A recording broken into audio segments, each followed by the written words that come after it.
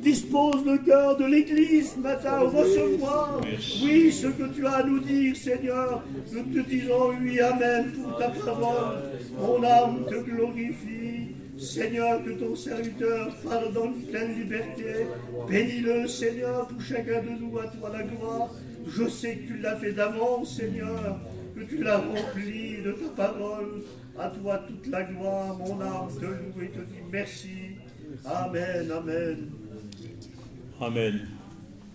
Voilà, bonjour à tous. Je vais demander aux enfants, des enfants d'aller dans la salle. Hein. Allez les enfants. Alléluia. Merci Seigneur. Tu fais du bien dans le cœur. Il y a ce matin des absents qui ont eu du mal à se réveiller. Que Dieu soit béni. Il y a un homme qui disait « J'ai lu la Bible pendant 60 années et je n'ai fait qu'effleurer le bord de l'océan. » Quelle richesse! Moi, ça fait 45 ans, je suis encore sur le sable. La Bible, c'est une profondeur, une richesse incroyable. La Bible dit que les anges même désirent y plonger leur regard. Mais la Bible n'a pas été écrite pour les anges, elle a été écrite pour les hommes, donc pour nous. Et c'est nous qui avons ce privilège de pouvoir plonger nos regards dans cette loi parfaite de Dieu. Et nous y trouvons, justement, dans ce livre-là, tout ce que nous avons besoin. Dieu nous parle par sa parole. Dieu est vivant, sa parole est vivante, elle est permanente, elle est là. Elle est cette épée qui vient et qui est à double tranchant, qui vient toucher, transgresser nos cœurs. Et nous avons besoin dans cette matinée de comprendre la parole de Dieu. Nous savons que Dieu est omniscient, qu'il a une connaissance parfaite. Dieu connaît tout, Dieu sait tout, Dieu peut tout. Il connaît le passé, il connaît le présent, il connaît le futur. Rien n'échappe à Dieu. Quel privilège d'être un disciple d'un Dieu aussi puissant. Il y avait des hommes qui avaient des rois qui étaient puissants, mais quand même ils savaient que leur puissance était limitée. Mais nous savons que la puissance de notre Dieu est illimitée.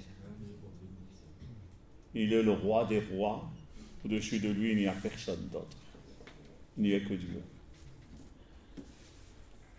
De la Genèse à l'Apocalypse, Dieu connaît. J'ai réalisé ce que Dieu a fait à Moïse. Dieu a montré à Moïse le passé. Dieu a montré à Moïse la création, le début de la création. Dieu a montré à l'apôtre Jean le futur. Quel privilège, bien-aimé. Quand il y a des hommes aujourd'hui qui sont instruits de choses et qui donnent des hypothèses des choses, nous avons cette certitude. Nous savons. Nous ne sommes pas des savants intellectuels. Nous sommes de ceux qui ont reçu la révélation de Jésus-Christ, la révélation de Dieu.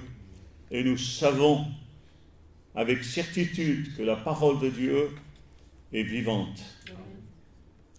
Je pensais à ce texte-là où Dieu va révéler à Abraham que son peuple allait être esclave pendant 400 ans en Égypte et qu'il sortirait avec des richesses. Quelle puissance de Dieu! Aujourd'hui, Dieu nous révèle aussi des choses. Nous sommes ce grand jour où les commerces ont fait certainement fortune avec des œufs, des lapins, des poules, des cloches en chocolat, et ils se sont remplis les poches des biens de la terre. Et nous, Pâques ne nous remplira pas les poches, mais remplira notre cœur. Parce que nous avons besoin ce matin d'avoir un cœur rempli par cette fête qui est quelque chose de merveilleux que nous allons voir ensemble. Dieu soit béni. Il y a Abraham qui va monter sur le lieu où Dieu lui avait dit d'y aller, le mont Morija. Et là, alors qu'il monte avec son fils Isaac, Isaac va poser une question parce qu'il manque quelque chose. Tout est là, mais il manque quelque chose. Et Isaac va poser cette question, où est l'agneau ?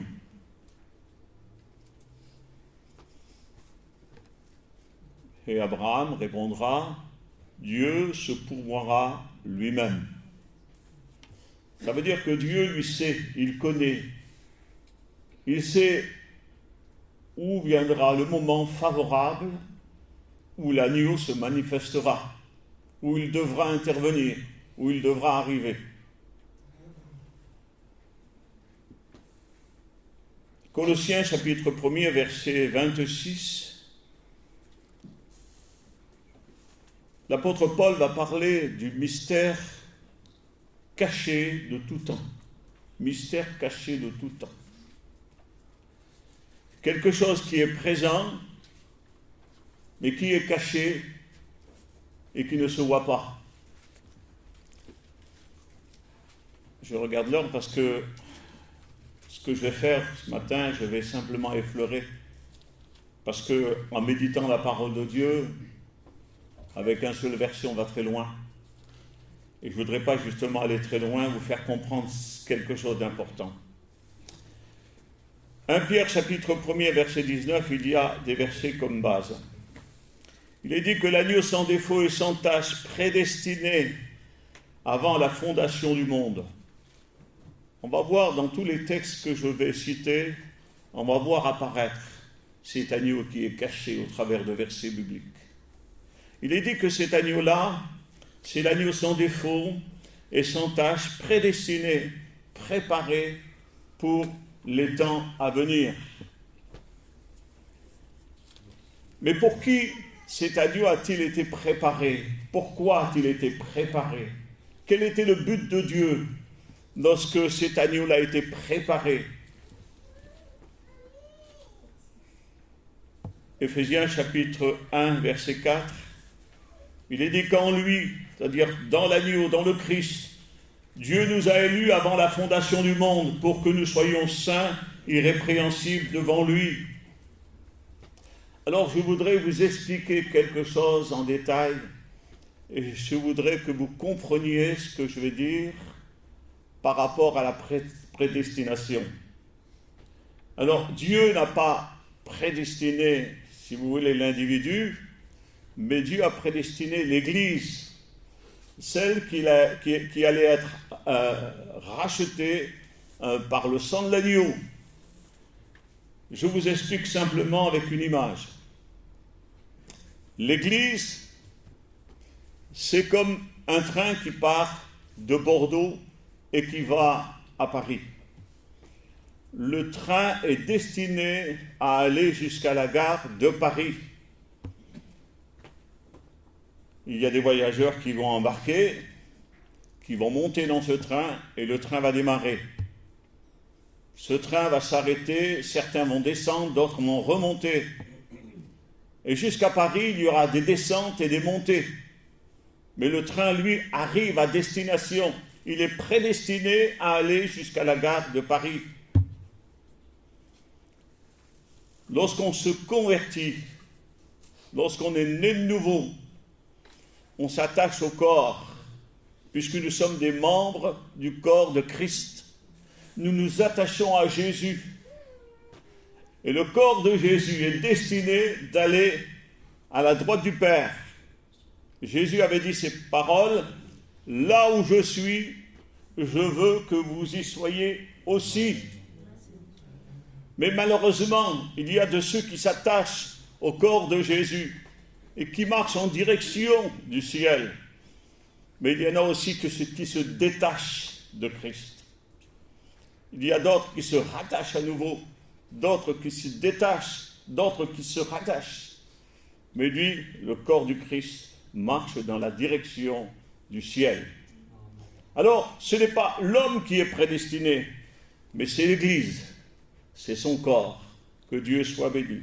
Alors il a prédestiné, il a préparé un agneau pour justement apporter à l'Église le salut éternel. Que Dieu soit béni et glorifié. Apocalypse chapitre 13, verset 8. Il y a ce qu'on appelle le livre de l'agneau. Dans le livre de l'agneau, il y aura les inscriptions de noms de personnes qui auront accepté d'être purifiées par le sang de Jésus, on le verra tout à l'heure. Et ces personnes qui auront accepté, qui auront reconnu leurs péchés, abandonné leurs péchés, qui auront vécu l'expérience de la nouvelle naissance, sont inscrits dans le livre de l'agneau. Quel bonheur, bien-aimés. Quel bonheur que ce nom reste inscrit jusqu'au bout.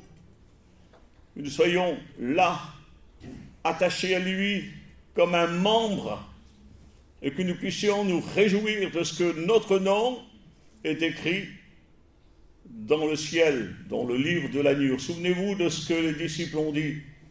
Maître, même les démons nous sont soumis. Ne vous réjouissez pas de ce que les démons vous soient soumis. Ça, c'est sur la terre, c'est terrestre. Réjouissez-vous de ce que votre nom est écrit. Notre nom écrit dans le livre de l'agneau. Quel bonheur, bien-aimés. Apocalypse chapitre 21, 27. Il n'entrera que ceux qui sont écrits dans le livre de l'agneau.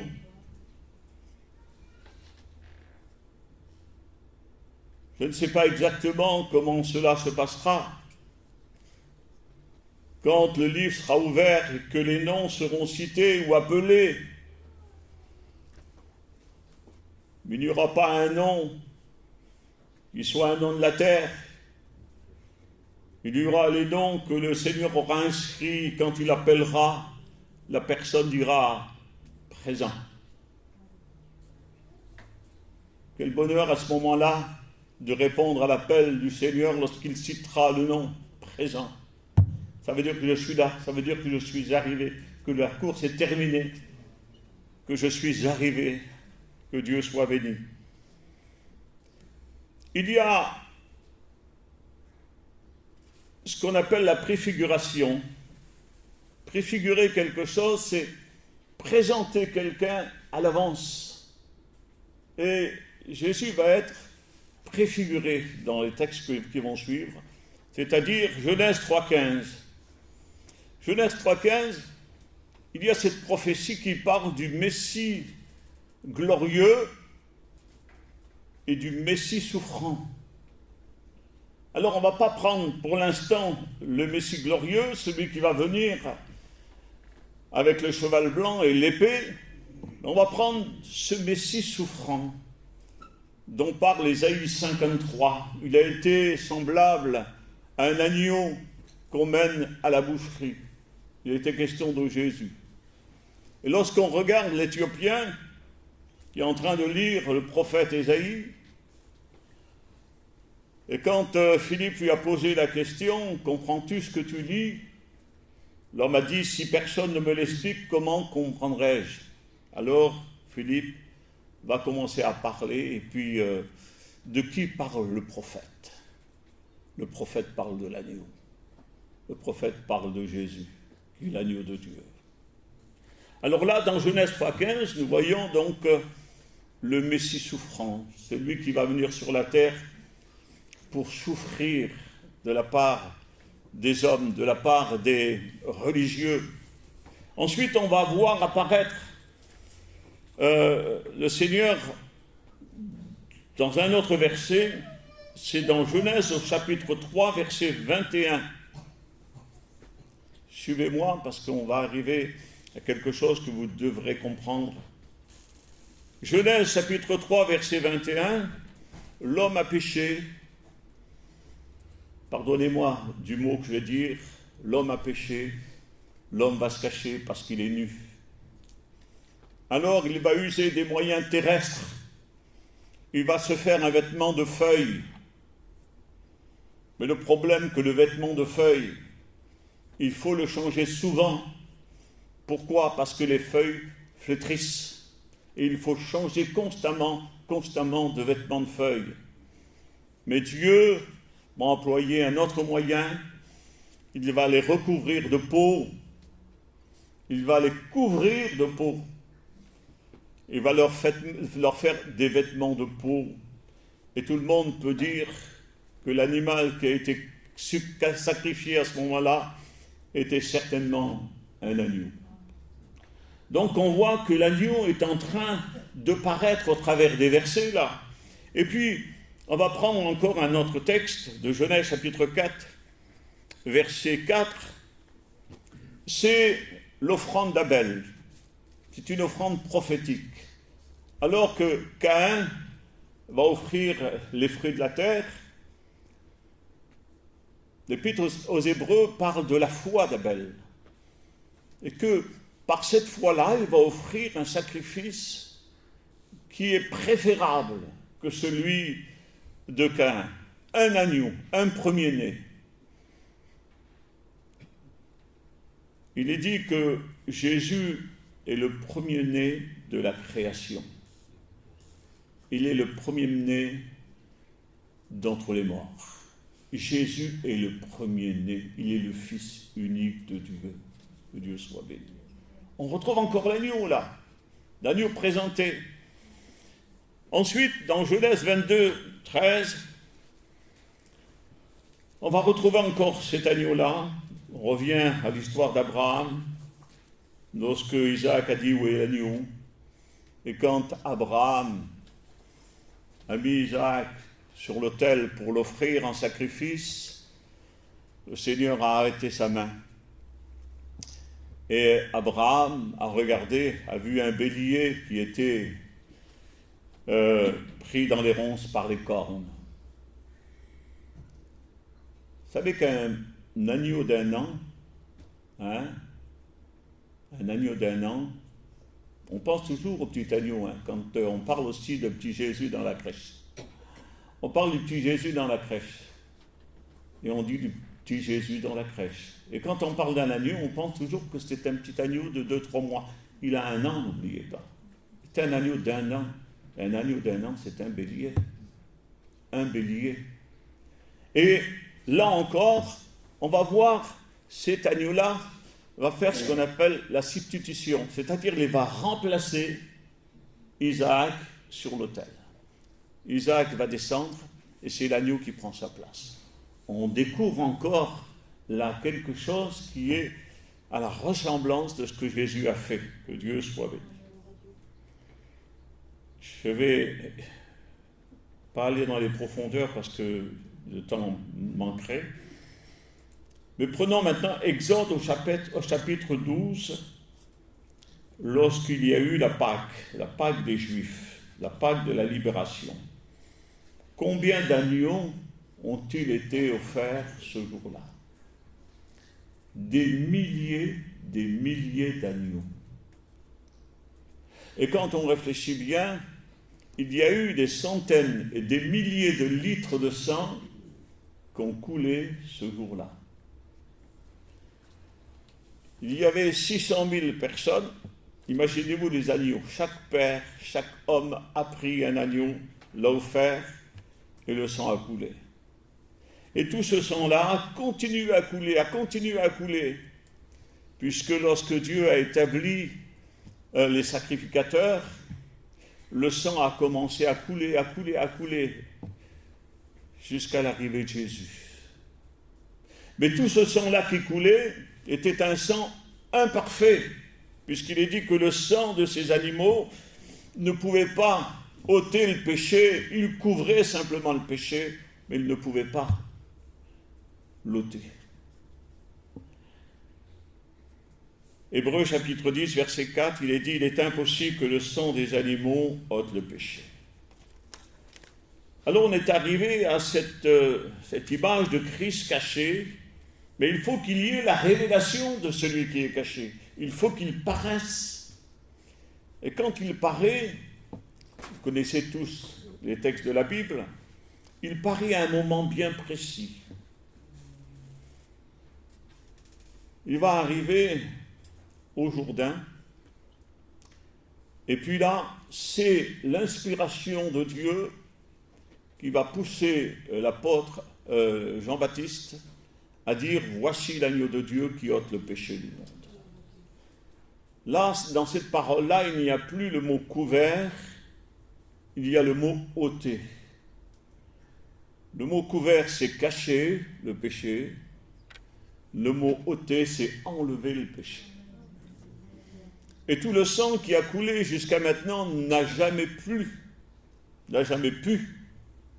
ôter le péché. Le sang qui a coulé en Égypte est resté en Égypte. Le sang qui a coulé en Égypte est resté en Égypte. Il n'a pas suivi le peuple. Le sang qui a coulé pendant les sacrifices dans le désert, il est resté dans le désert. C'était un sang imparfait. Mais voici l'agneau de Dieu, l'agneau parfait, l'agneau qui a été préparé depuis la fondation du monde, arrive. Et Colossiens chapitre 1, verset 26, il est dit « Le mystère caché de tout temps et dans tous les âges, mais révélé maintenant à ses saints, que Dieu soit béni. » Aujourd'hui, nous avons ce privilège de connaître Christ. Il est dit dans 1 Corinthiens chapitre 5 verset 7, on lira plus tard ce chapitre-là, il est dit que Christ est notre Pâque. Christ est notre agneau. Christ est notre sauveur. Christ est notre libérateur, bien-aimé. Il est l'agneau de Dieu.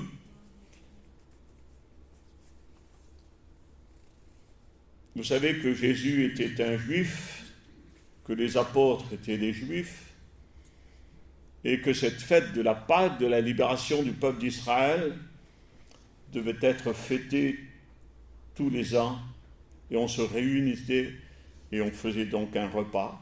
Et dans ce repas-là, tous ceux qui étaient là se souvenaient de ce qui s'était passé en Égypte et de la délivrance du peuple. Et les disciples vont dire à Jésus, « Où veux-tu que nous te préparions la Pâque ?» Alors une maison a été désignée, et puis un lieu, et puis Jésus a été là en train de participer en tant que juif à la Pâque juive. Mais il va y avoir quelque chose qui va changer, parce que Jésus va dire, « J'ai vivement désiré manger cette Pâque avec vous avant de souffrir. » Christ n'avait pas encore véritablement entamé le chemin de la souffrance, là. Il avait été rejeté, il avait été insulté, tout ça, mais il n'avait pas encore pris le chemin de la souffrance. Il dit, il y a un baptême dont je dois être baptisé. Ce baptême dont il devait être baptisé était le baptême de la souffrance. Alors il est là avec ses disciples et il va faire un geste peut-être tout simple. Il va prendre le pain et il va rompre le pain. Et en rompant le pain, ceci va symboliser combien son corps va passer dans la souffrance. Son corps va être brisé. Son corps va être rompu par la souffrance. Et il va prendre ce pain-là et il va le distribuer. Écoutez bien ce qu'il est dit dans Jean chapitre 6, verset 53. Je voudrais quand même vous le lire.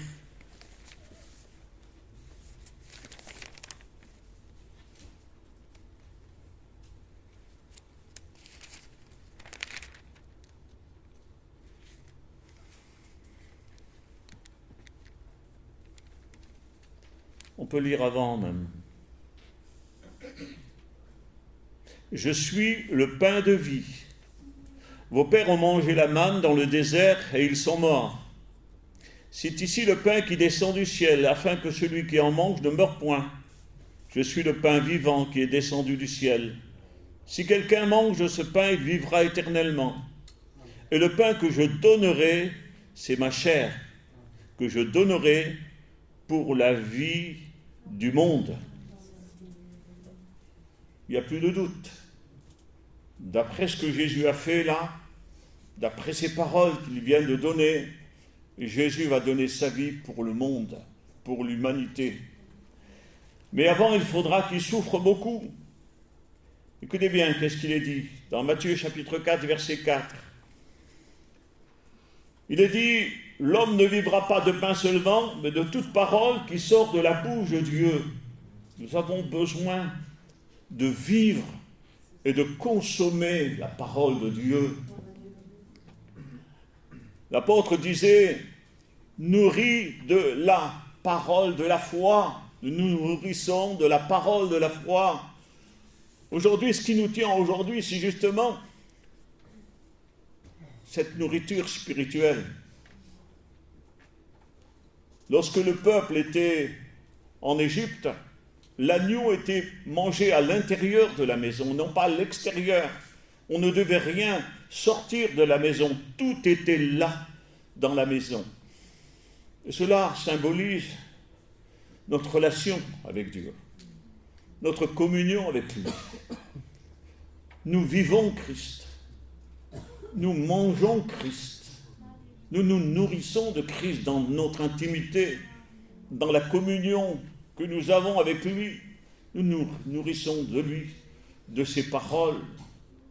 Le prophète Jérémie disait ces paroles, « J'ai recueilli tes paroles et je les ai dévorées. J'ai dévoré ta parole. » Parce que ta parole, bien-aimé, c'est vraiment une nourriture. Que Dieu soit béni et glorifié. Jean, chapitre 4, verset 32. « J'ai à manger une nourriture que vous ne connaissez pas. Ma nourriture à moi, c'est de faire la volonté de mon Père. » Je veux que nous réalisions ensemble ce matin, bien-aimés, que le pain que nous allons prendre tout à l'heure n'est pas quelque chose de matériel. Ce pain-là est matériel, mais le symbole n'est pas matériel, il est spirituel. C'est notre relation avec lui, notre communion avec lui. Je vous ai dit que cet agneau qui est paru en son temps et qui a été présenté comme celui qui allait ôter le péché du monde, et que Jésus allait donner sa chair à manger. Celui qui mange ma chair a la vie éternelle. Que Dieu soit béni. Ensuite, il dira ces paroles. Si vous ne buvez pas son sang, vous n'avez pas la vie en vous-même. Là, il est parlé maintenant du sang de l'agneau. On a dit tout à l'heure que le corps de Jésus, de l'agneau a été mangé à l'intérieur. Mais le sang n'était pas à l'intérieur. Une partie, mais une partie était à l'extérieur, puisqu'on avait badigeonné le linteau et puis les poteaux des portes. Et lorsque l'ange avait parlé, il avait dit que lorsque il verra le signe, alors il passera par-dessus. Le sang est le symbole, bien-aimé, on verra tout à l'heure, de la protection divine. Il est le sceau de Dieu que nous avons reçu, nous, sur notre vie. Cette marque que nous avons besoin. 1 Jean chapitre 4, verset 7, il est dit que le sang de Jésus purifie tout péché. C'est-à-dire que lorsque dans ma vie, à moi, il y avait le péché, lorsque son sang est venu dans ma vie, il m'a purifié de tout péché. Il a ôté le mal, bien-aimé. Enfin, j'étais un homme libre, parce que le péché a été ôté, a été enlevé. Que Dieu soit béni. Dans Hébreux chapitre 9, verset 22, il fallait du sang partout. Il fallait du sang sur les ustensiles sur l'autel. Il fallait du sang partout, même sur les sacrificateurs. Aujourd'hui, le sang de Jésus a coulé une seule fois. Une seule fois pour toutes. Et à cause de ce sang qui a été versé à la croix du Calvaire, aujourd'hui encore, des hommes, des femmes bénéficient de cette valeur du sang de Jésus. Hébreux chapitre 8, verset 6. Ce n'est plus la même alliance. La première alliance, c'était celle que je vous ai citée tout à l'heure. Il fallait renouveler constamment les sacrifices et couvrir. Mais là, l'alliance que le Seigneur va donner aujourd'hui, c'est une alliance plus excellente que la première. Et quand il présente la coupe du Seigneur, il dit « Cette coupe est la nouvelle alliance en mon sang ». Alors c'est vrai qu'on parle de gobelet, qu'on parle de coupe, on parle de toutes ces choses-là. Mais la grande valeur, la plus grande valeur, elle est dans le sang de l'agneau. Dans le sang de l'agneau. Ce qui purifie un homme, c'est le sang de l'agneau. Ce qui justifie un homme, c'est le sang de l'agneau. Et si nous avons une coupe sans le sang de l'agneau, la coupe ne servira à rien. Ce qui est important, c'est le sang de l'agneau. Que Dieu soit béni et glorifié. 1 Pierre appelle ce sang le sang précieux de Christ. Nous n'avons pas été rachetés par de l'or, de l'argent, mais nous avons été rachetés par le sang précieux de Christ.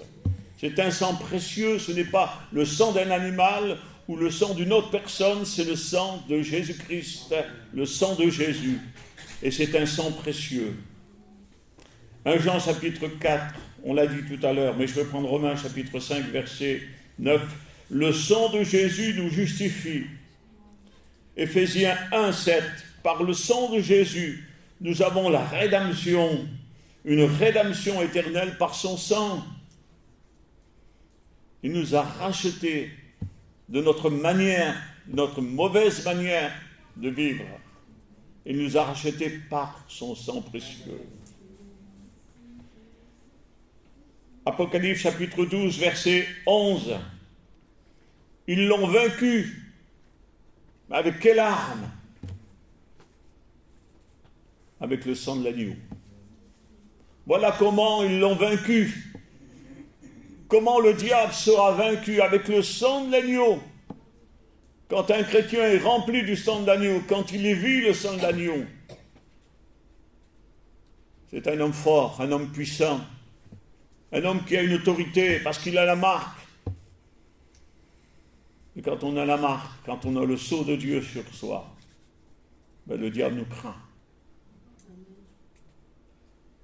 Prenons la parole de Jésus lorsqu'il a dit « Faites ceci en mémoire de moi ».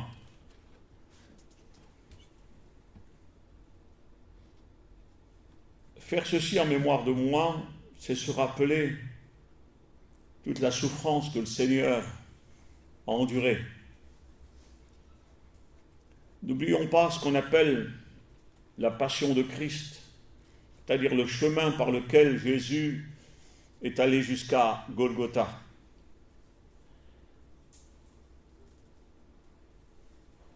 Il était à Gethsémanée, et là le moment était arrivé, l'heure était arrivée, où les prophéties s'accomplissaient, puisqu'un homme, il s'appelait Judas, l'a trahi. Et Jésus, lorsqu'il était à Gethsémanée, il va être pris. On va l'arrêter. On va l'amener devant le Sanhédrin. On va le juger, on va l'accuser, on va le condamner. Il va être frappé, il va être injurié, son sang va couler. Et puis du Sanhédrin, on va le conduire à Pilate, encore là. Et puis de Pilate, on va le conduire encore dans le prétoire. Et là, on va le frapper, on va lui mettre une couronne d'épines. C'est le chemin par lequel Jésus est passé.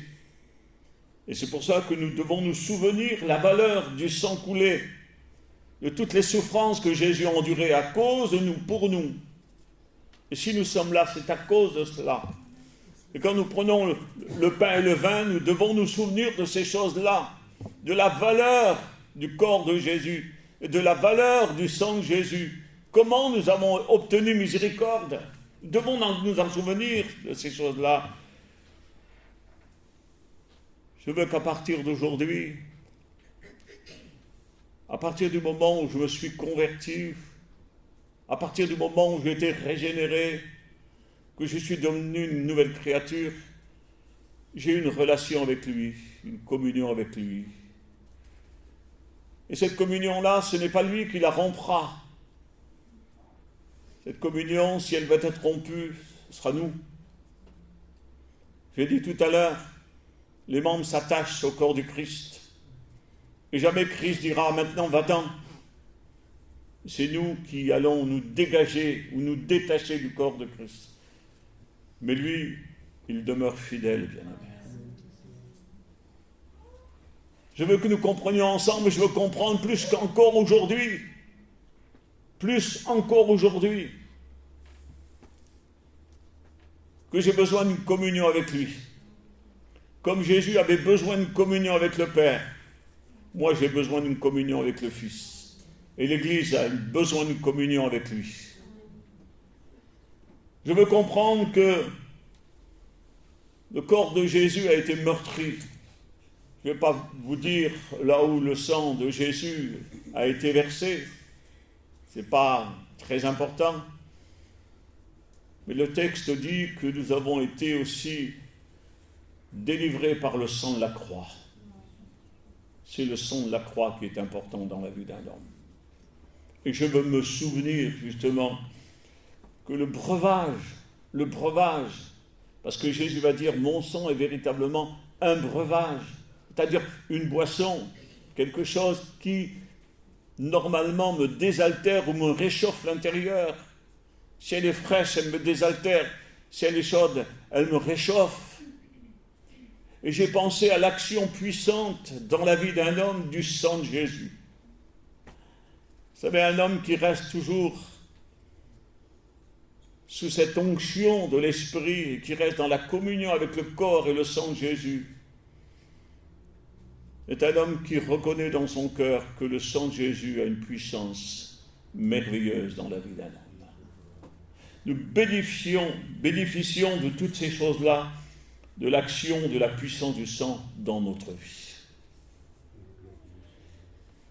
On fait cette lecture de 1 Corinthiens, chapitre 5, verset 7.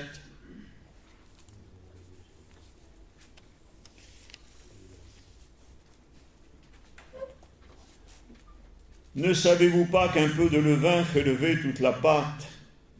Faites disparaître le vieux levain afin que vous soyez une pâte nouvelle, puisque vous êtes sans levain, car Christ, notre Pâque, a été immolé. Célébrons donc la fête non avec du vieux levain, non avec du levain de malice et de méchanceté, mais avec les pains sans levain de la pureté et de la vérité. La pureté et la vérité. C'est ce que le Seigneur a exigé pendant la fête de Pâques, c'est du pain sans levain. Le levain est le symbole du péché. Et j'avais prêché il y a quelques jours sur cette parabole-là où une femme prit du levain et le mit dans 3 mesures de farine, dans le but de corrompre. La corruption, l'influence de Jézabel, j'avais parlé de l'influence de Jézabel, il vient mettre la corruption dans la pureté et la vérité. Aujourd'hui, la pureté, nous l'avons eue, le sang de Jésus nous a purifiés de tout péché. Et nous vivons aujourd'hui dans la vérité.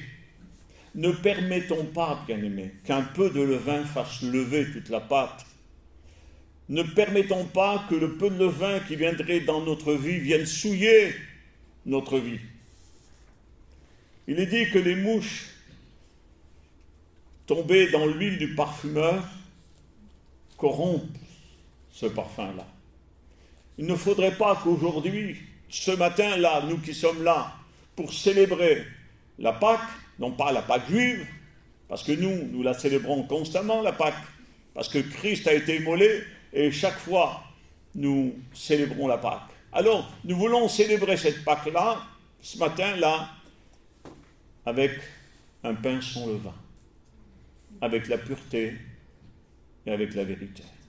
Est-ce que nous avons besoin aujourd'hui, nous qui sommes là, sachant que Dieu connaît tout, nous ne pouvons pas nous cacher derrière notre physique, derrière nos vêtements, parce que Dieu connaît tout. Et s'il y aurait eu dans la maison du levain, Dieu aurait été contre. Dieu aurait condamné, Dieu aurait retranché le peuple à cause du levain. Aujourd'hui, dans notre cœur, il y aurait encore des choses qui appartiendraient à ce monde. Et s'il y aurait du levain dans notre vie, parce que la Bible dit que nous sommes une pâte nouvelle, nous sommes une nouvelle création, nous sommes une nouvelle créature, nous sommes une pâte nouvelle. Tout ce qui était à l'intérieur a été nettoyé, a été purifié, a été rendu pur. Aujourd'hui, c'est avec un cœur pur que nous prenons ce repas en mémoire de Jésus-Christ. C'est pour cela que l'apôtre nous demande de nous examiner, afin que nous soyons dignes de prendre ce repas-là, de pouvoir participer à la bénédiction que Dieu a préparée pour chacun d'entre nous. Je veux une communion avec lui. Je veux une communion avec son sang. Je veux une communion avec son corps, avec son Église. Et ce matin, je veux prendre le pain et le vin avec un cœur purifié, sans levain, afin de le glorifier et qu'il me fasse du bien. Je veux prendre des forces. Tu veux prendre des forces dans le Seigneur? Ben, c'est aujourd'hui le moment. Tout à l'heure, j'ai dit, depuis 45 ans, je n'ai pas encore effleuré. Je suis encore sur le sable. Nous ne croyons pas être arrivés. Nous ne sommes pas arrivés encore. Le combat est encore difficile, le combat est encore dur. L'apôtre disait, je cours justement, je cours pour atteindre la perfection. Je cours vers le but, mais je ne suis pas encore arrivé. Tant que nous sommes dans ce corps, nous sommes loin du Seigneur, nous dit la Bible. Alors, ce matin, nous devons être vrais avec lui, vrais avec Dieu. Si vous n'êtes pas vrai avec Dieu ce matin, c'est que vous ne croyez pas que Dieu connaît tout. Si vous savez que Dieu connaît tout, Dieu connaît ce qui s'est passé dans cette semaine dans votre cœur. Il connaît parfaitement tout ce que vous avez fait. Ses oreilles ont entendu tout ce que vous avez dit. Ses yeux ont vu tous vos gestes, tous vos déplacements. Dieu a tout connu, Dieu connaît tout. Et ce matin, tu viens devant la table avec du levain? Non, tu ne seras pas agréé, tu ne seras pas accepté. Il faut te débarrasser du vieux levain. Il faut enlever toutes ces choses-là. Mais comment faire, Seigneur? On a dit tout à l'heure, la puissance du sang, le sang de Jésus me purifie. J'ai besoin que le sang de Jésus me purifie. Comment, Seigneur, être purifié?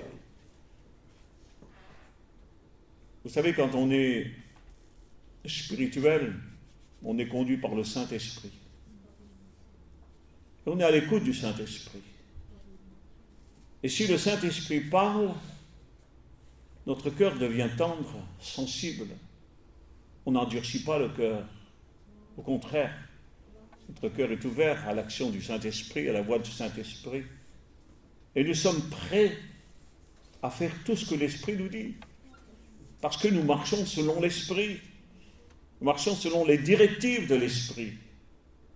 Mais si, ce matin, le Seigneur nous montre quelque chose et que le Saint-Esprit nous convainque que cette chose est du levain, nous devons nous en débarrasser.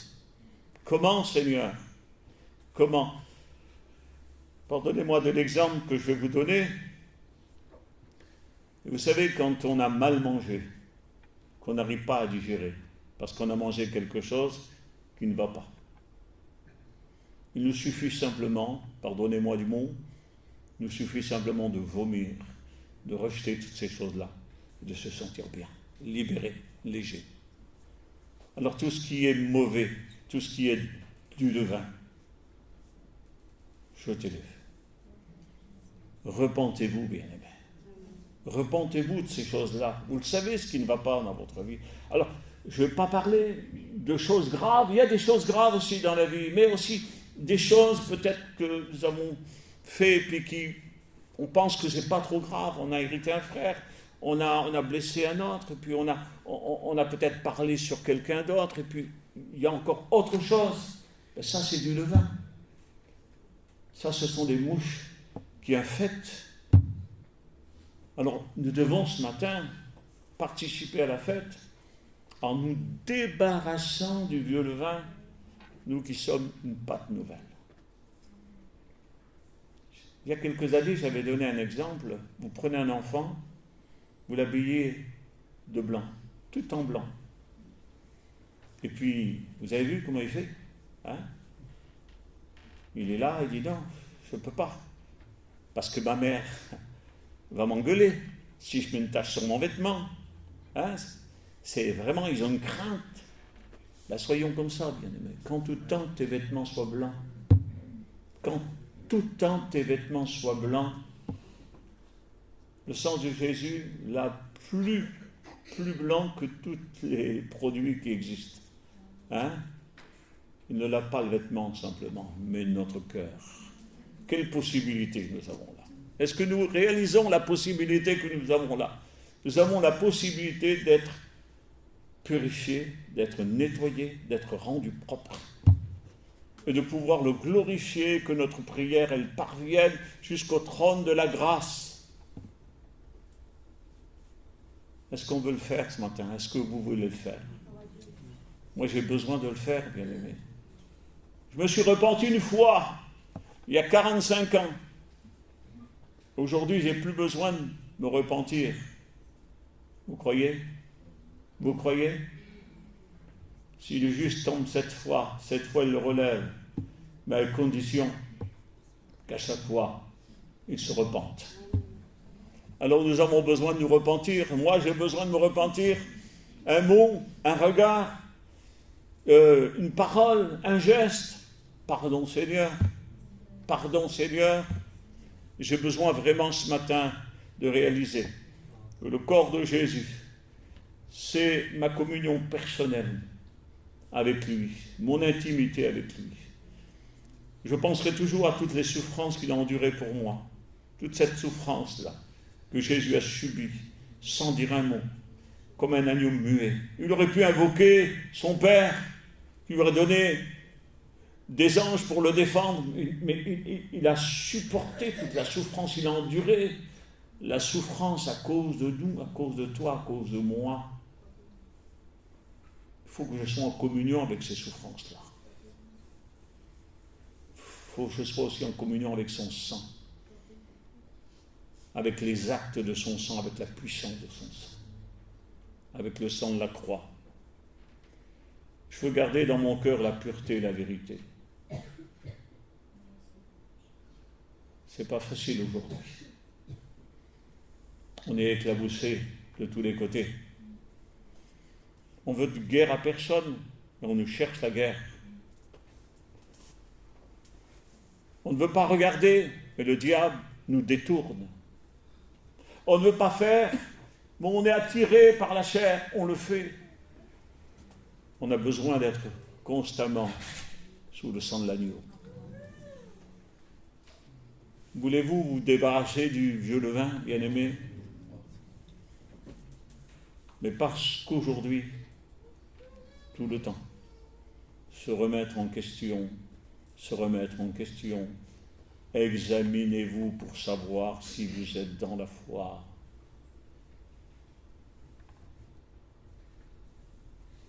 Ce matin, moi, je me réjouis. Vous savez, j'ai médité pour moi. Et en méditant pour moi, je me suis enrichi de toutes ces valeurs que j'ai comprises. Ce que Dieu a fait par amour pour chacun d'entre nous. Il a donné son unique, son Fils bien-aimé. Ce qu'il a fait, il l'a caché dans la parole. Jésus a dit ces paroles, vous sondez les Écritures pensant avoir en elles la vie éternelle. Et les Écritures rendent témoignage de moi. Que Dieu soit béni. Aujourd'hui, nous avons la connaissance, plus que certains, plus que beaucoup de savants aujourd'hui. Les savants essaient de construire l'avenir. Nous savons qu'il y a une impossibilité de reconstruire le futur. Tout est prêt. Tout est prêt pour l'accomplissement de la parole de Dieu. La terre, elle est réservée pour le souffle, le feu. Elle va être en lambeaux. Ce que nous vivons aujourd'hui, nous vivons les temps de la fin. Nous sommes dans les temps de la fin, bien-aimés. Prenons conscience. Nous sommes dans les temps de la fin. Alors aujourd'hui, j'ai ce privilège d'avoir Christ, notre laissez-passer. Parce que le sang marqué, c'était, vous êtes en sécurité. Donc, la mort passait au-dessus. Christ est notre laissez-passer pour aller dans le ciel. Si nous n'avons pas Christ dans notre vie, jamais nous pourrons parvenir au salut. Alors on va prier le Seigneur ensemble. Vous voyez, je n'ai pas été bien long. Mais je voudrais faire avec vous un examen de ma vie, vous de la vôtre, devant ces emblèmes-là. Je voudrais que nous puissions réfléchir, mais avec vérité. On ne réfléchit pas sans la vérité. On ne peut pas, c'est pas possible. Il faut réfléchir avec vérité. Tu veux que la vérité soit au fond du cœur. Réfléchir avec la vérité, sans essayer de se tromper soi-même et de tromper les autres. Je suis ce que je suis, je le suis par la grâce de Dieu. Je veux maintenant examiner ma vie. Le voulez-vous? Alors je vais vous demander, s'il vous plaît, pour ceux qui le veulent, ceux qui veulent ce matin s'examiner, vont se lever à leur place et on va le faire ensemble. On va le faire ensemble. Merci, Père. Ce n'est pas devant un homme, Seigneur. Ce n'est pas devant une religion, un mouvement que nous nous levons. Devant toi, Père éternel, le nom de ton Fils Jésus.